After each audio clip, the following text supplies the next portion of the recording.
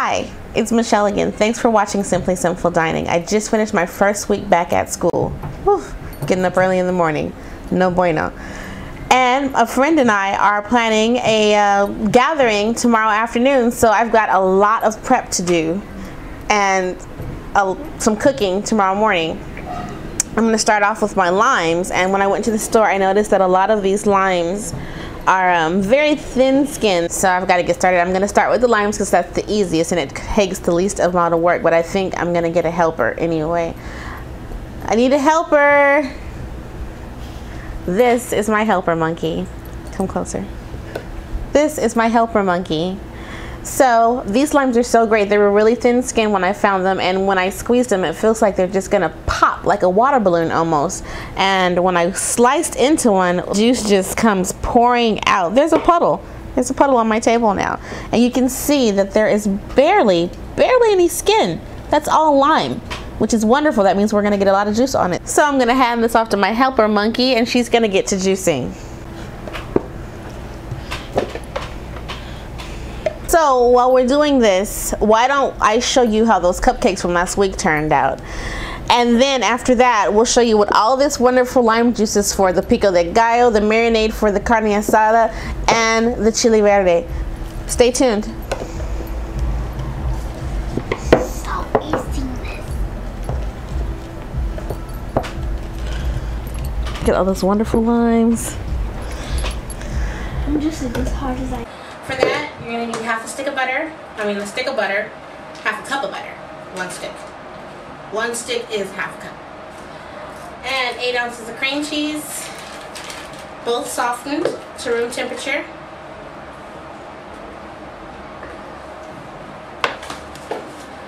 And you're going to whip both of those until they're very smooth. Medium speed.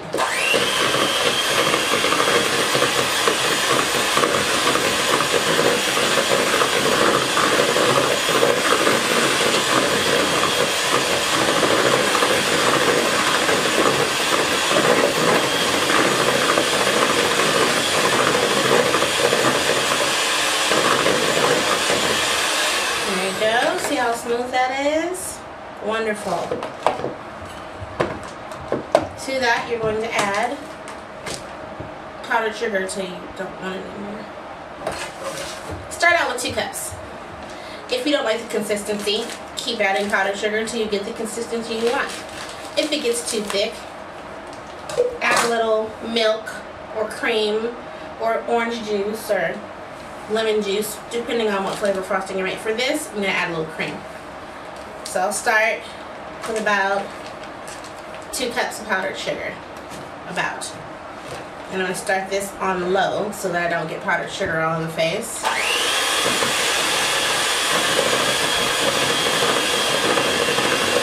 Just make sure everything is incorporated.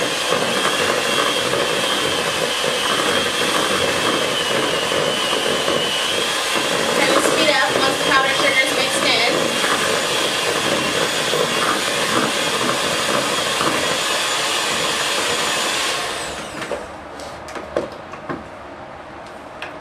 Use a spatula to scrape it down.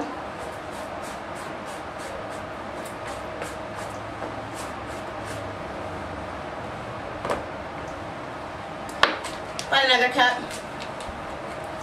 powdered sugar. I like my frosting to be very fluffy. If you're concerned about it being too sweet, I've got a little trick to show you once I get it to the consistency I want it.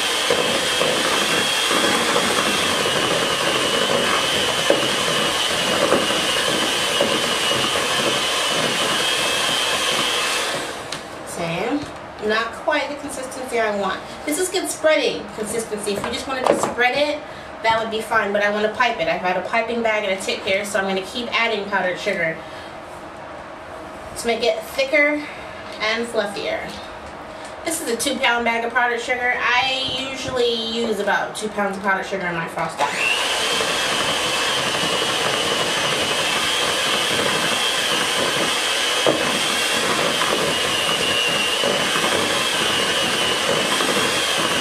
If you have some left over after it's done, done, just put it in an airtight container, label it with a date, and you can keep it for up to 2 weeks after it's done.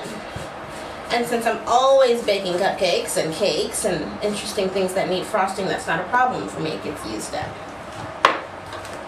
We're about halfway through the mixing process, so I'm going to add my vanilla now. Just a teaspoon.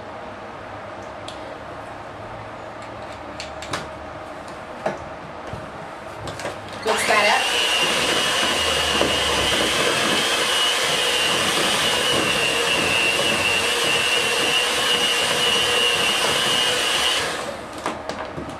And more powdered sugar. I can really smell that vanilla and that cream cheese together. That smells really good.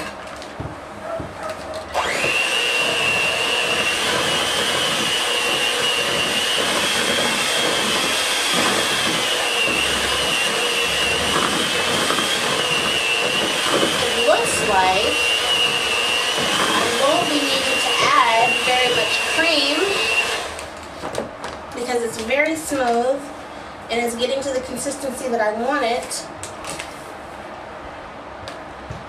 without adding any liquid. We'll see.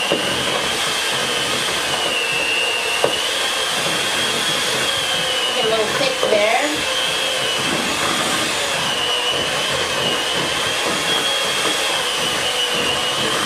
Spinning the bowl helps me to get everything mixed in. If I leave the bowl stationary, then only one side gets mixed, and that's no bueno.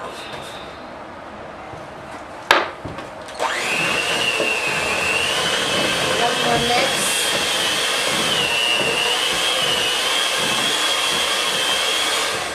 And there we go. That is the consistency I want. It's very thick. It's not falling off the spatula. And just to cut the sweetness just a little bit, about 1.5 teaspoons of regular white vinegar. The acidity will cut the sweetness. You won't taste it in the frosting, but it won't make you feel like you're instantly going to get cavities from all the sugar that we just put in the frosting. And mix that thoroughly.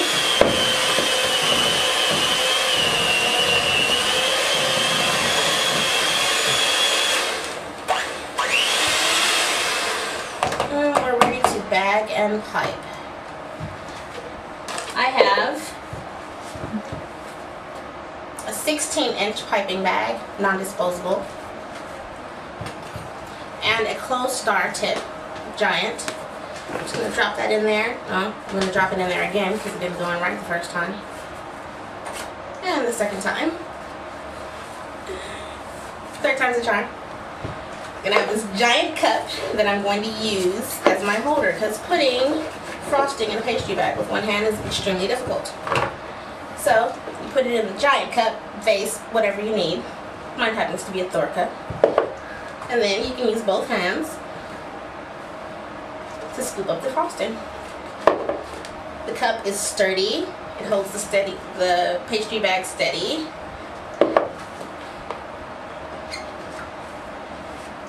And as you fill it,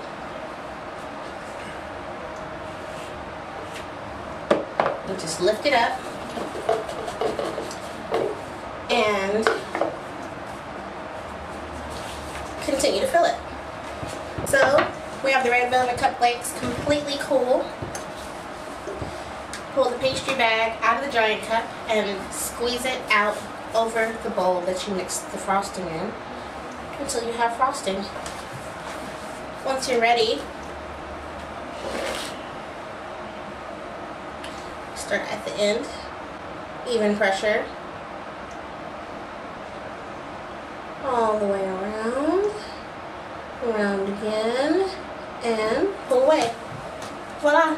Red velvet cupcake with cream cheese frosting.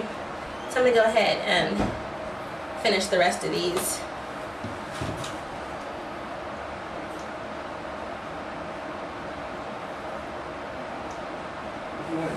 Now for one of our uses for our wonderful lime juice. For the pico de gallo, dice onions, jalapenos, and tomatoes.